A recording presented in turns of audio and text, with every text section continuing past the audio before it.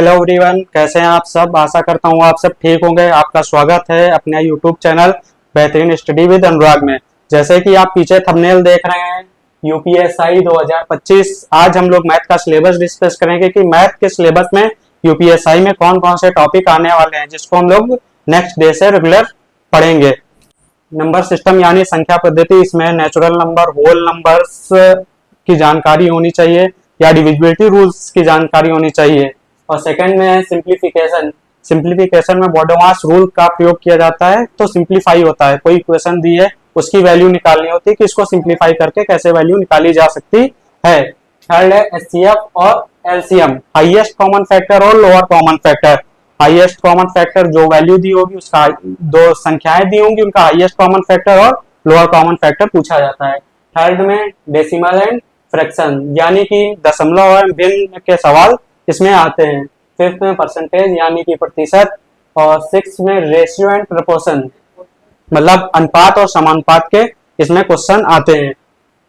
7 point है profit loss and discount, यानी लाभ हानि और छूट के ऊपर सवाल आते हैं। 8th में सिंपल एंड कंपाउंड इंटरेस्ट के क्वेश्चन आते हैं। 9th में है टाइम एंड वर्क, समय और कार्य के ऊपर क्वेश्चन आते हैं कि यानी कि ए ने एक काम 20 दिन में किया, बी ने काम 30 दिन में किया, उसी काम को कितने दिन में किया। और 10th है डिस्टेंस, स्पीड एंड टाइम से रिलेटेड क्वेश्चन आते हैं।